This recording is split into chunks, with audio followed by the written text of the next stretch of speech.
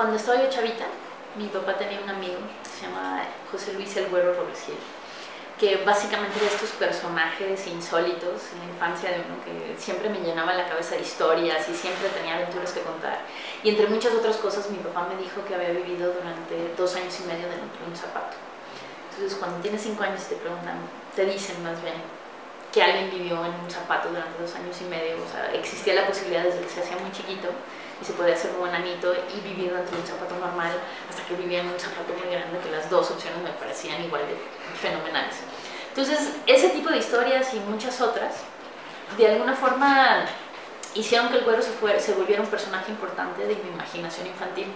Entonces, hace más o menos 2 años me vuelvo a encontrar el Güero, me vuelve a empezar a contar todas estas historias fantásticas. Y fue increíble porque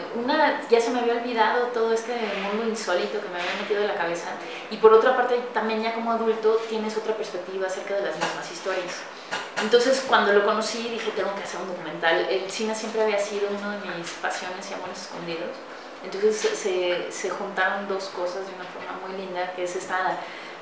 este deseo de contar la historia del Güero y de por fin además descubrir el zapato y verlo con mis propios ojos en el que vivió durante 2 años y medio, así como hacer mi primera película.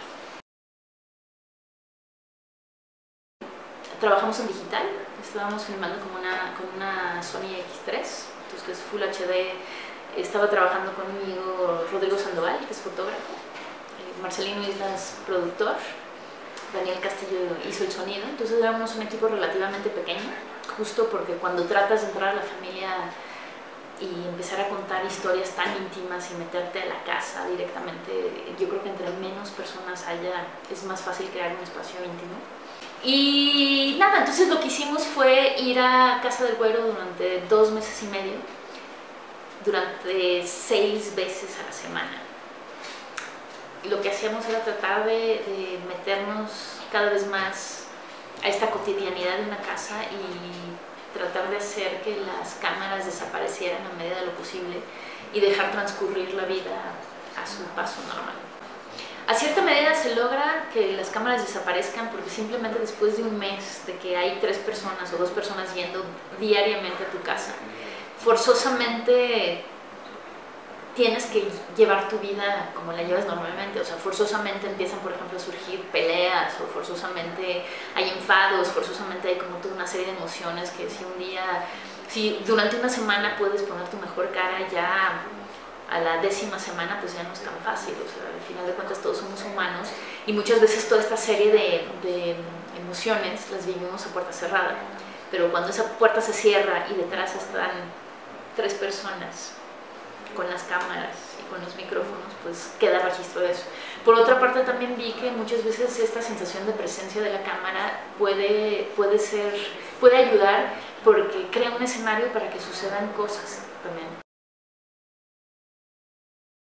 Te puedo decir que fue una de las experiencias más bellas y más tremendas que he tenido en últimas fechas. También fue mi escuela de cine, los aprendizajes fueron un tanto brutales,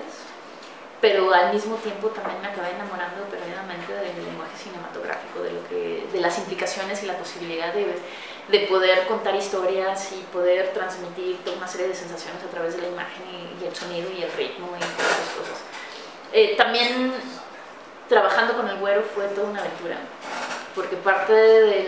gran parte de la razón por la cual es increíble contar su historia es que es un loco magnífico que ha vivido la vida de una forma muy inusual y que realmente se ha aventado a tener experiencias en ciertos territorios que muchos de nosotros dejamos al lado, ¿no? O sea, porque sí son territorios bastante más extremos. Y trabajar con alguien así es magnífico porque de verdad te puedo contar miles de anécdotas, miles de aprendizajes que me quedaron, miles de deseos también de lo que significa a nivel personal, por ejemplo, de vivir la vida con mucho más desenfado, también permitiendo que la fantasía y la poesía permeen eso que llamamos realidad con mucho más intensidad. Pero por otra parte también es complejísimo trabajar con alguien como el Güero, porque un día te está contando historias fabulosas y al siguiente día estamos en todo un drama de qué sé yo, o sea, de cosas a veces inclusive inexistentes, ¿no? Y de problemas inexistentes. Entonces afortunadamente ya acabamos el proceso muy bien con,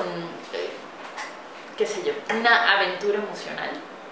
y como todos quedamos contentos con los resultados y ha tenido una muy buena reacción entre los distintos públicos, la verdad es que llegamos a buen puerto, creo. El proceso de edición fue una de las etapas más intensas de todo el documental. Una, tener 60 horas de material, pero por otra parte tener 63 años de vida, que son todavía más, y saber qué escoger para que sea fiel a la realidad como la percibimos, al mismo tiempo que de alguna forma acabe rescatando ciertos puntos importantes de la vida del Güero, fue todo un reto, porque es una vida riquísima, o sea, se quedaron muchísimas historias fuera que me dolió muchísimo cortar.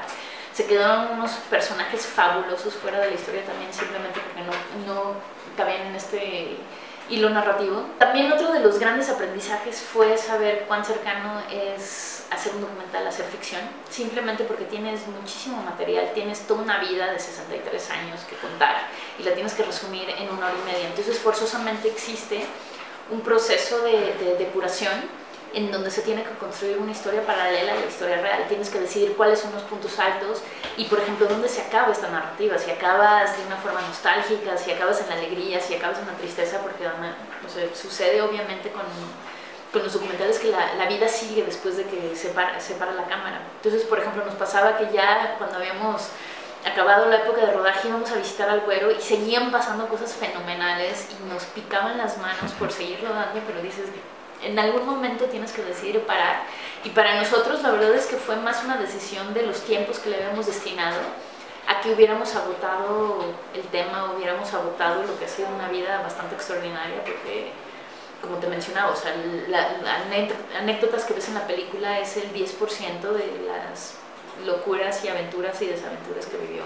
el Güero y mucha gente cercana a él. La intimidad con las personas que salen en el documental siempre tienen dos lados, ¿no? Por una parte, siempre estás intentando justo acercarte más, especialmente en el documental, que uno de los temas más importantes es la distancia o la cercanía que existe entre el mundo que se crea dentro de la cabeza, o sea, este mundo imaginario que todos llevamos cargando, y cómo se traduce a la realidad. En otras palabras, o sea, cuál es esa relación con el mundo como lo construimos aquí y el mundo como lo construimos afuera. Se vuelve toda una relación muy interesante, porque lo que queríamos retratar era un mundo muy interno, muy íntimo de alguien, y por otra parte, como bien dices, tiene que llegar un momento en donde se toman decisiones que forzosamente se tienen que tomar 2 pasos para atrás para ser un poquito objetivos. Al final de cuentas, sí hubieron muchas decisiones que tomamos de cómo se narraba el documental, que intentaron cuidar cierta historia, porque otra de las cosas que me di cuenta cuando estábamos editando es que para acercarte muchas veces a esa realidad que percibiste, tienes que saber depurar del material que tienes. O sea, habían escenas un poco fuertes, familiares, que en realidad si los hubiéramos incluido con toda esa explosión y esa intensidad, quizás se hubiera entendido una cosa que no es, porque en la familia del Güero, en esta pequeña casa en donde transcurre casi todo el documental, hay grandes amores y grandes odios y muchas pasiones, y todo esto simultáneo. O sea, no es que alguien quiera a alguien y odie a alguien, o sea, se da todo simultáneamente y explota, y es así, o sea, conviven. Pero si hubiéramos acabado contando ciertas cosas, igual el documental se hubiera ido por otra parte y se hubiera alejado de la realidad. Entonces ese fue uno de los procesos más interesantes, empezar a ver cómo en realidad también se tiene que tejer una ficción para acercarse a la realidad, y no forzosamente la realidad misma per se te va a acercar a eso que percibiste tú en la vida de una familia. Después de esta experiencia, ¿de qué creo que está hecha la realidad? Eso es una gran pregunta, porque quizá una de las frases que más ha definido lo que hago en la vida, además de este documental, todo lo demás que he hecho, es una frase que alguna vez leí de García Lorca, de Federico García Lorca, el poeta español, que dice: donde el sueño se tropieza con su realidad, hay mis pequeños ojos. Entonces justo ha sido la gran pregunta de mi vida. ¿Dónde exactamente transcurre la vida? O sea, ¿de qué parte de la realidad o qué parte de la ficción? Y uno de los temas más interesantes, a mi gusto, es justo cómo inyectamos de ficción a la realidad, y justamente cómo la realidad se llena de ficción a su vez. Entonces, para mí, más bien, ha sido esta búsqueda constante por encontrar, tanto en mis proyectos como en mi vida, este territorio que justamente confluyen las dos cosas y que a veces se va a ir hacia un lado y a veces se va a ir hacia el otro, pero cómo a medida de lo posible creas un territorio simbiótico entre los dos polos.